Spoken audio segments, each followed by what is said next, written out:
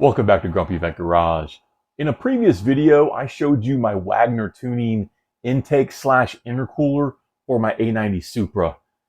And now that the deer incident is behind us, it's now time to go ahead and put that manifold on the car. I was able to gather all the stock intake data that I needed so we can make a comparison after I change out the manifold, but it's time. So let's go ahead and get the car up so that we can drain coolant on the low temp circuit. So the car's up in the air. Definitely on jack stands. You shouldn't be working underneath the car if it's not on jack stands. But we need to go ahead and drain coolant. The instructions from Wagner Tuning just says drain low temp circuit. Doesn't say what to pull.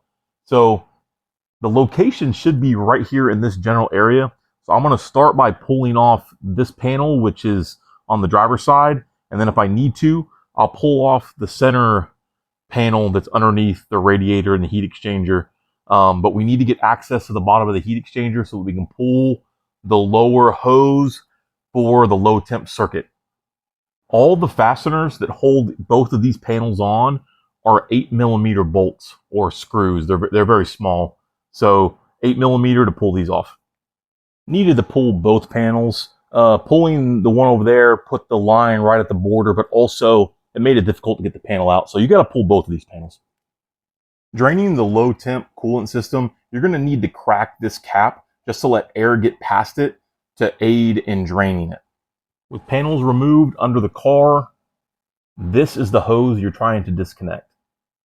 There is a clip right here that you need to pull out, and that'll allow you to pull this down for it to drain from the heat exchanger. I'm going to use a pick tool like this to grab that clip to pull it back. And additionally, I have a clean 5-gallon bucket. You could use a car wash bucket, but we want to make sure that it is clean. I have washed this thoroughly on the inside, and the reason being, we're going to drain coolant from our car. If the coolant's not that old, like in my case, my car is not that old, this coolant is still good and we can reuse it. So if you use a clean bucket, you can capture it and then put it back when it's time to fill the system. Okay, so I got coolant draining. Just let it do what it does. It's going to make a little bit of a mess, but just try to capture as much as you can in the bucket. Now that it's essentially stopped draining, you want to come in and take this clip and then pop it back in. Now when you push it onto the quick disconnect on the heat exchanger, you'll hear a click, and then that way you know that it's sealed. Inside of this is a small O-ring. You just want to make sure that that's not dry and the fitting that it's going on is not dry, and everything should be good. Granted, the fact that it is dripping pretty good, it's definitely not dry. But now that you've drained it, you can go ahead and reconnect the quick disconnect on the heat exchanger. So I have the fitting back on and everything's wiped down. Now I'm going to go ahead and put all the panels back on the bottom and put the car back on the ground. I'm going to be doing a vacuum fill on this system. Oh, there's some leaks right there I got to wipe up. I'm going to be doing a vacuum fill on this system. So if I have a leak, I'm going to know immediately when I turn around and pull vacuum. So you can leave these panels off, leave the car up if you want to leak check it visually later. But with the vacuum fill, I won't need to do that. I'll know right away. Now we need to work on getting the boost pipe and the throttle body removed from the stock intake manifold. To first start that, I'm going to need to get this section of my strut brace out of the way and then disconnect a couple sensors that are attached to the boost pipe and then loosen a coupling here, and then it's going to be Torx at the throttle body. I'll figure out what those are here in a second.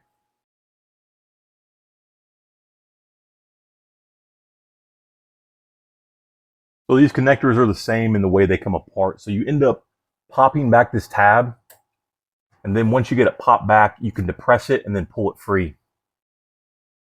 Now what I'm going to do is I'm going to label all of these connectors with blue painter's tape. So I'm just going to make a little tab and then write on here the location of where this plug goes.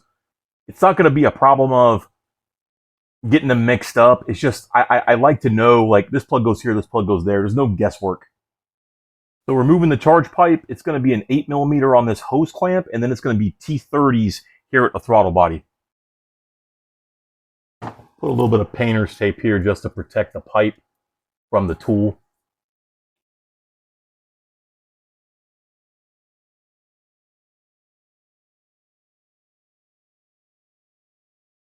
So now with the boost pipe removed, this is kind of a dangerous spot for something to fall down into the boost pipe. So I took a microfiber towel and draped it over the top so that nothing can fall down into the boost pipe. Now coming in with a 10 millimeter, there's 3 of them that hold the throttle body to the factory intake. These are the screws that are removed. As you can see, they have a coarse thread. They're for going into the plastic intake. You will not reuse these.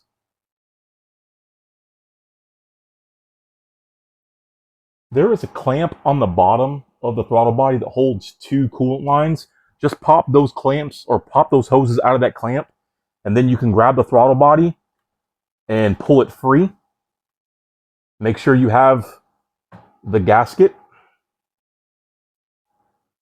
And then the connector for the throttle body, same thing. You push out, and then you pinch it and disconnect it. And the throttle body's free. So now we need to start disconnecting all the things that are connecting to the OEM manifold. So things like this wiring bundle right here, it's got little clips on top. They need to be lifted up. We need to disconnect this tube. It's going to be, I believe, a T25. I'll put on the screen what it is if I'm incorrect. Need to lift this hose or remove this hose. I'm going to actually try to rebuild this hose. So instead of having this one and this one on top of the manifold, I want to have it hidden underneath the manifold. But you see like stuff like this that's connecting to the side. This wiring bundle in the back. This piece right here, it's got a little disconnect and a connector. So you'll disconnect this to lift this whole piece out of the way. But we just need to get all of the fittings and wiring on top of the manifold free so that we can then get to the mounting of the manifold. Okay, so 2 tabs here to pull this, and this lifts up. This is just a pull tab. You squeeze it and pull. Same thing here with the purge valve with the line that runs across. You're able to pull all that stuff off. So you can unscrew it here and then disconnect it from the valve here. This will, same thing, clip and lift up. This is reached back there with another clip. Already removed the map sensor. You just need to clear everything around the manifold. Now that all that's done, we need to work on these mount bolts here. There's one here and then one in the back. Those are going to be E-Torx, so E10. And then we have to do all of the manifold bolts. I'll get that size and put it on the screen. One more thing that'll help you out is this clip right here that goes into the side of the ECU or the DME box. It's just got a clip at the bottom and it pops up, and that gives you a little bit of room here. So the manifold's pulled, and I went ahead and put blue Tanner's tape over the ports because this is going straight into the engine. In fact, I want to say it's cylinder 4. The valves are even open at the moment just because of how it's sitting currently. But everything that come apart as far as clips and everything was actually pretty easy. The hard part are these coolant lines. So you're going to have to pull the manifold up and then reach underneath from the front. Is how I did it to try to get to these lines. Now, really the hardest part was finding what direction the clip was going to come out. So on mine, the front one, the clip came down. So you would come in from the head side and then come down. And then I was able to pop that one back. The one behind it, the clip was in the front and I had to pull it towards the front of the car to remove it. So I can't guarantee that yours is going to be the exact same way, but that was the hardest part, was getting that disconnected. You're leaned over the front of the car, reaching underneath the manifold somewhat blindly, but I was able to get a flashlight in there to kind of see, but that's the hardest part, getting the clip down, clip forward, and then pop these off. But additionally, with everything pulled apart, it's kind of easy to see what's going on underneath the manifold. So this is that entire cooling circuit right here that replaces a thermostat. So very advanced cooling system, I would say, because this car can move coolant in all kinds of directions to maintain proper temp. Big void behind the oil filter housing. I think if you were coming from the bottom with the panel underneath the engine removed, you could access all that relatively easily. And partially that's the area that I'm going to try to to move this fuel tank vapor system so that that hose isn't going to be going over the top of the manifold anymore. So here are the two manifolds side by side. Here you can really see the depth, so the thickness of the core here compared to the Wagner tuning unit. Also the design of the cooler, I'm trying to get the light in there. The bar and plate design of the OEM versus the bar and plate design of the Wagner tuning. Much superior on the Wagner unit. But I think that thickness right there shows you quite a bit how much thicker the actual core is. I think the beefed up ridges of this manifold kind of give you an illusion that it's thicker than it really is. But this unit is just so much larger than the OE unit. So here are the two Wagner tuning coolant hoses. Went ahead and put the fittings on with supplied clamps. I thought the clamps were a little too long, so I trimmed them. You don't have to do that, but I thought it cleans up a little bit. So that's really up to you. So back in the engine bay, before trying to plug in the coolant hoses, go ahead and grab the clips and pop them back in. So when you install them, they'll make a nice click sound so you know that they're actually secured. Also, you want to put a little bit of lubrication. Grab a little bit of coolant. I'm just going to grab a little bit of coolant and just put it on the fitting so it's not going in dry. Okay, so I got the hoses in. They route like this, and there's actually a separator that is provided by Wagner Tuning for the hoses. And then the bracket in the back, and then all the wiring in the back. You want the hoses to come up behind that. So let me see if I move that way. You want the hoses to come up behind that. So loop underneath all of that and come back up, because the manifold is going to sit here and it's going to cover up this whole area. It needs to be coming from behind that. So now that I see what spatially I have, it's time to start this purge line reroute process. So again, I want this whole system to be underneath the manifold. When you come back here to, I believe this is the purge canister, the way it goes into the tube is way up here. If you follow it down to about there where I placed that painter's tape, there is a straight section where I can make the valve, instead of being sideways coming out, I can rotate it down. And then it can come straight forward towards the oil filter. And then I can turn it and have this valve right here placed down here, or maybe further forward. We'll see. But that line needs to be disconnected so that we can move this valve down there and then see where the rest of it's going to get routed. For those of you who decided to go ahead and keep the car up on jack stands, congratulations, you made the right decision. I'm going to have to put the car back up to get down there. If you have skinny enough hands, or skinny enough arms, I should say, you may be able to get down to right... It disconnects down there. I can't get it on the camera. Actually, right there. I'll put an arrow on the screen if I can get that. Right there, it needs to be disconnected. If your arms are skinny enough, you might be able to get down there and get it. My arms get pinched, so I'm going to put the car back up, pull that cover on the bottom, and then reach up and disconnect it.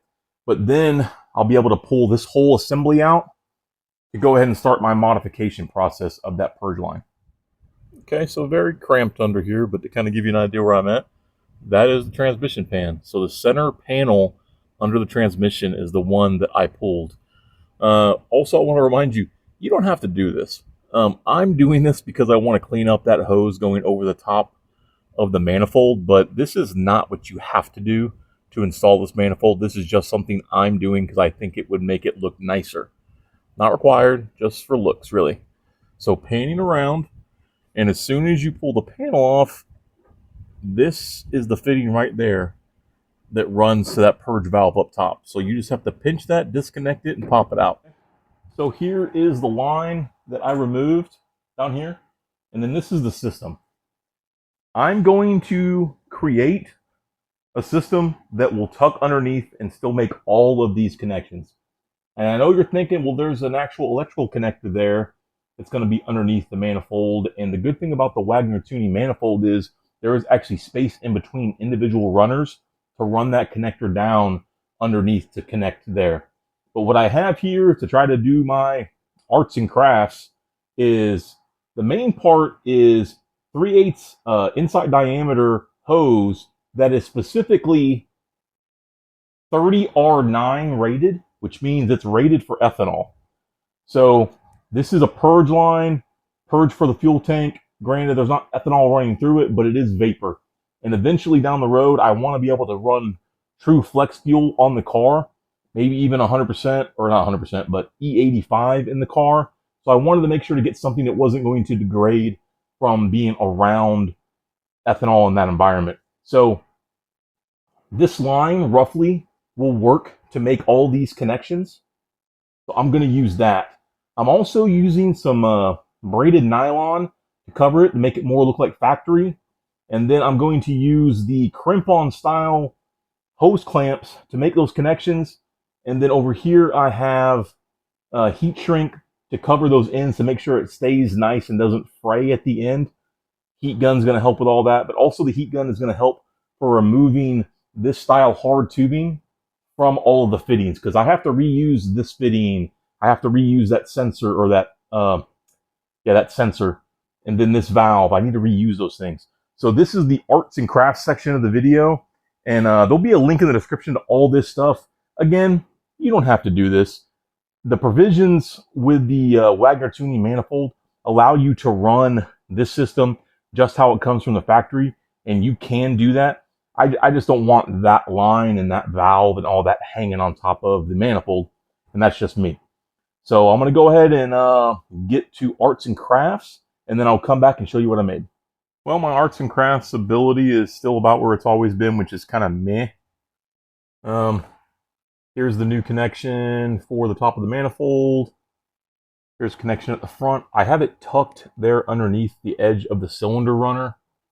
And then I have the actual valve here. It's all connected, so this snakes back down and around. And it's connected back down at the actual connection for the purge line. So the hardest part still to do is going to be getting this through the runner and connected to the valve. I'm assuming I'm going to have to do that while the manifold is disconnected for me to snake down there between a runner and connect it. Not optimum, but I think in the long run, when it's installed, it's going to look much better than having the purge line run over the top of the manifold.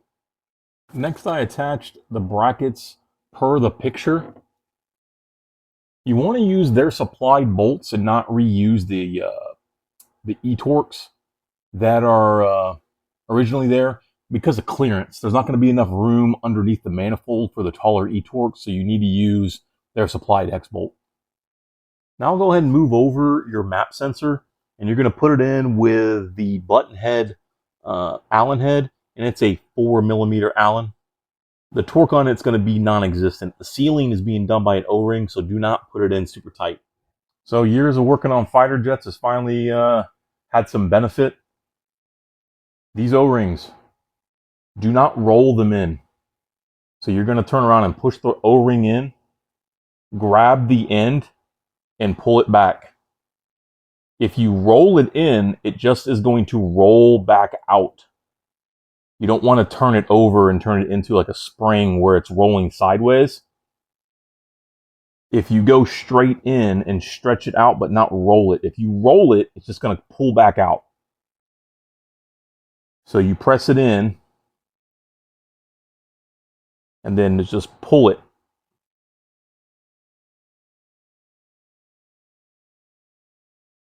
And then press it straight down. I'm not too sure there's another way I can really explain it. You just don't want to turn around and push it in and roll it over, because it's just going to pop back.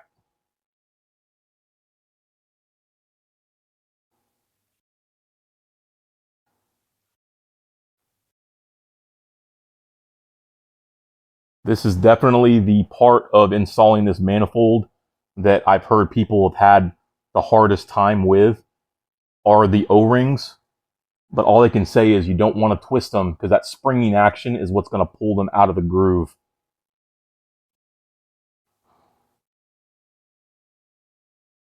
I guess I can also cover something that I read. I don't know if it's true.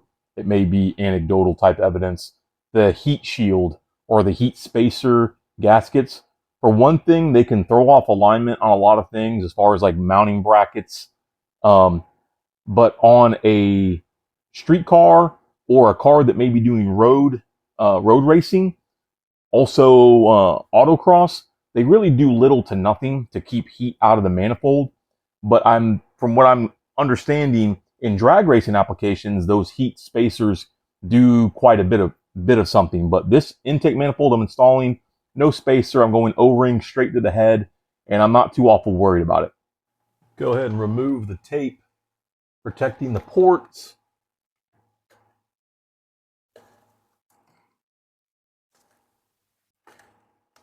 You obviously didn't drop anything in there, but the idea that you would not check inside this port before putting a manifold on is quite frankly lazy and stupid. So look, make sure that nothing somehow got into a port. If it did, you're not going to have an engine running very long. Everything looks good, as it should. There shouldn't be any surprises here, but again, don't be lazy. Look. And now I'm going to come in with the manifold, make sure all the O-rings are there. I'm going to have to try to snake the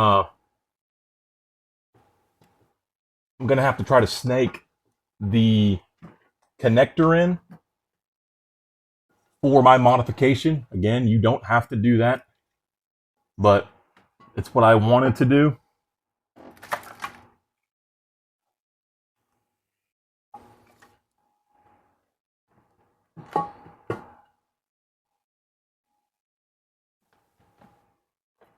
So that comes forward and can attach, but I'm going to need to get this down through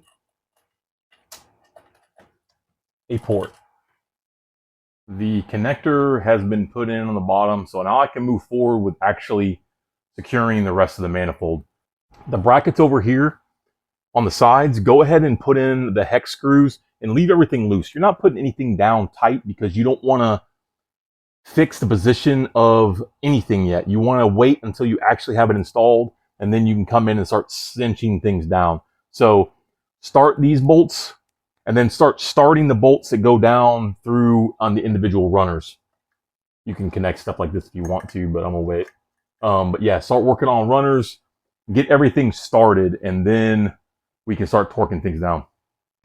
So I already started a couple bolts on the runners, but you're gonna end up using like a magnet, kind of like this. And then what I'm doing, I put a little blue Loctite on there so it doesn't come out, but I'm offsetting it. And as you can see, it's got the thicker washer, not the smaller washer, but I'm offsetting it on the magnet. And as I stick it in, you can rotate it as required to get it into the hole. This middle runner especially is a bit congested. It can be done. I know it can be, but getting everything in there, just gotta be patient. I kind of wish I had a skinnier magnet, but kind of feel like I got what I got. May have to go to the grease on a finger method. But yeah, you just want to get them started. To say it was easy would probably be a lie. Let me show you some of the difficulties. I tried to get some on camera, but it just didn't really come out very good. So sensors that you're going to put down, they're going to be put down with a 4mm. And again, it's going into aluminum. It's not a whole lot of torque. The actual bolts that hold in, or the Allen head bolts that hold in the manifold, are down with a 5mm Allen. The torque is going to be 84 inch-pounds, which again is very low. There's not a whole lot of torque put on those bolts. In fact, I would hesitate to even try to do anything more than snug them up. Removing the factory one, it wasn't torqued down. They barely really are tight. But so those are 84, and then the actual mount tabs, those are 71 inch-pounds. The ones that are difficult and you're going to have problems with is the one that's underneath the map. It's right there. It's hard to get the bolt in. That one is easy. That one is hard because of this bump out on the valve cover, and the one in the back is difficult just because of the location. There's a harness running over it. You're going to need a magnet. You're going to have to. I don't know how you would do it without a magnet to get the bolts down there in a hole. And then you're going to need something non-ferrous, either an aluminum, something to help you scrape it off of the magnet or reposition it a little bit. I used a popsicle stick to kind of use it to push, but if you put another steel or ferrous metal in there, the magnet's going to be attracted to that. So you're going to need to manipulate the bolts to get them in there. I ran the harness over the top. I know some people run it underneath, and there might be room for that. I just didn't see the need, and also I feel it'd be pretty easy to do later. But the tabs, you just snug them up onto the manifold, and they hold it like factory. I think it looks fine. Same thing in the back. It's going to be going over the manifold. I'm not sure how you do it any other way. The connections in the back. So this one here, the top one, goes over everything. It comes all the way from the back. And then the bottom one does, it's really hard to see. The bottom one does the same thing. You just need to take your time. It can be easily done.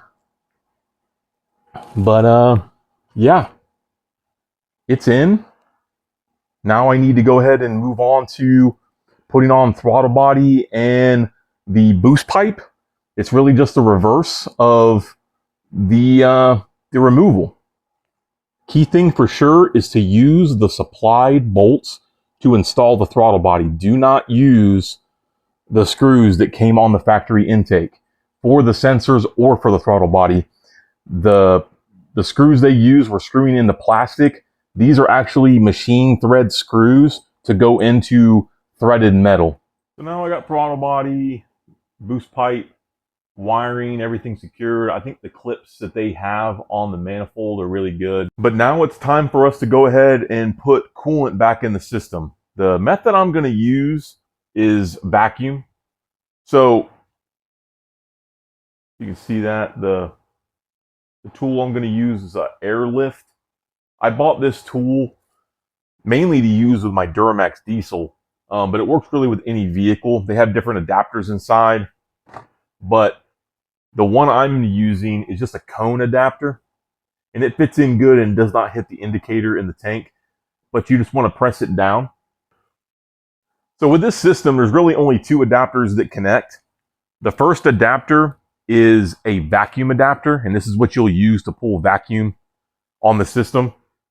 And then secondly, the adapter to actually put coolant back into the system. So first thing we need to do is attach the vacuum adapter, and we'll pull a vacuum on the system, and then we'll see if that system holds vacuum. And if it does, that means there's no leaks.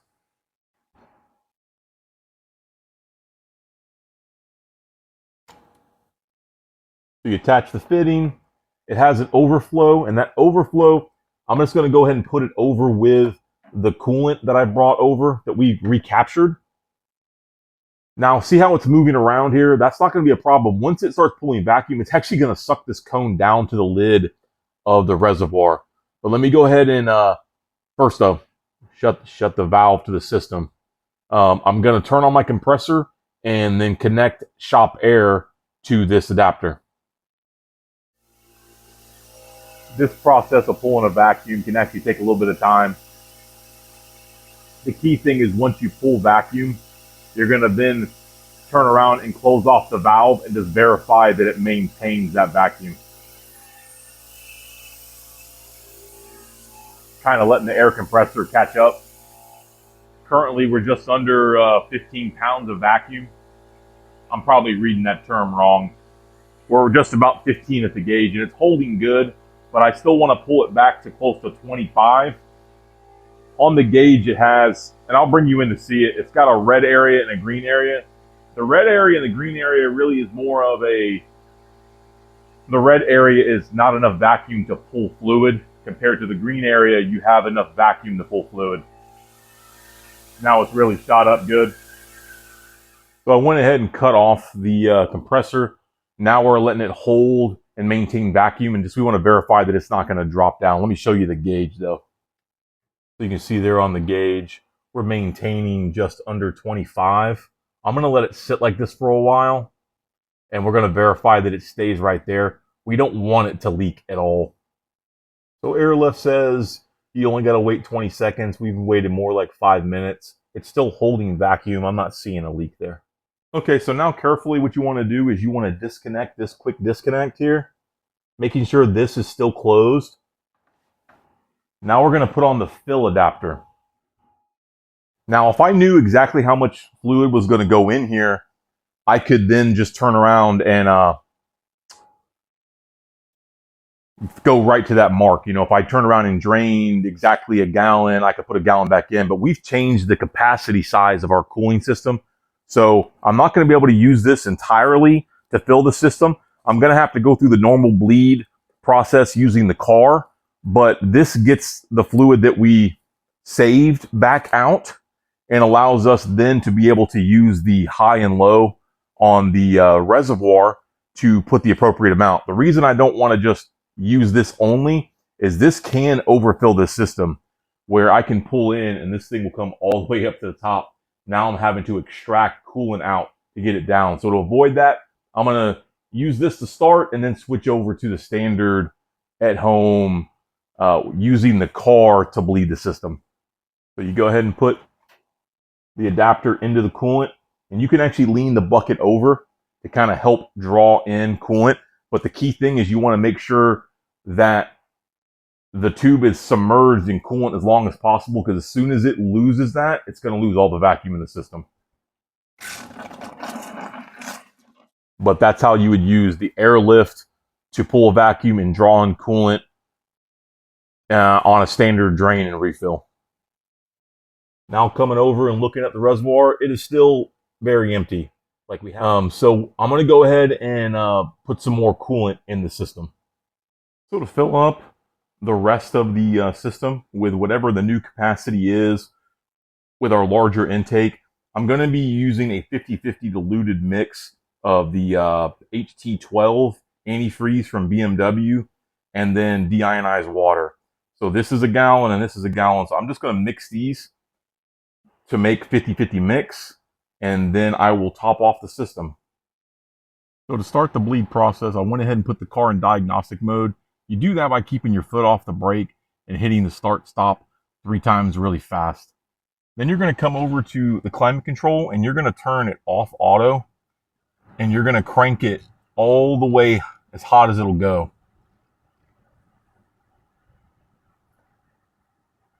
It's 84. And then you're going to go fan speed. You're going to go down to as low as you can. And then you're going to go ahead and just hold the accelerator. This can take like 15 seconds. But after holding the accelerator to the floor, it should kick on. It should kick on the pump. You see there it says service function started. So with this process running, you can see the bubbles that are being generated in the system. You're going to keep doing this until you stop seeing bubbles. I would encourage you to connect a battery charger. In this case, I have my battery tender on there. Granted, it's not a high voltage battery tender, but you want to try to take care of the battery as much as possible in this process. But yeah, we're looking to try to get those bubbles gone. You just keep doing this process until it stops. Another key thing to remember is you're going to start it from inside the car. When you get out, don't shut the door. If you shut the door, it'll take it out of diagnostic mode and it'll stop the process from happening. And I need to top it off again. But yeah, just keep doing this process. So the bleed process is all finished up, and as you can see, it's above the minimum, below the maximum, and we're good to go. So the Wagner tuning intake manifold / intercooler is installed on my A90 Supra, and it's kind of what I expected. The manifold is much larger than the OE manifold, so all those little bits of room and space that you have to attach, to run in the bolts that mount it to the head, all those different things, it's a lot tighter now. So a little more congested, but definitely engineered to where it can actually be done. So it's opened up quite a bit of capability. Now we have the ability to install port injection down the line, hopefully. But yeah, so far, pleased. Taking it for one shakedown drive, gotten some anecdotal data just on that one drive. Yes, it is cooler than the OE manifold. I don't want to turn around and tell you it's so much better than the OE manifold without getting data to actually compare the same levels of charge air temp to charge air temp to see what the effectiveness is of the manifold. But with the single run and just pulling just that data, it is cooler than the OE manifold. So no big shocker there. It's going to be good. How good, we'll see. I'm going to work on trying to get some good data to provide you with data on what the performance of this manifold is in comparison to the OE manifold in similar conditions. If you like this kind of content, please consider subscribing to Grumpy Vet Garage, liking this video, sharing this video, leaving a comment about what you think about this manifold or other manifolds that are on the market for the A90 Supra. Additionally, leave a comment, where do you think I should go from here with my A90 Supra? I have some ideas of what the next thing should be on my pursuit of a 600 horsepower street car, but please leave a comment. I'm kind of interested to see what you guys think the next step should be with this car. Additionally, we have a Grumpy Vet Garage merch store. This is a Supra specific shirt. We have hoodies and other shirts in there. By all means, go in there and get something for yourself. It really helps the channel to grow. I also want to thank everybody that's purchased from the merch store. I really do appreciate it. But thanks for coming and seeing me in my garage. And until next time, have a good one.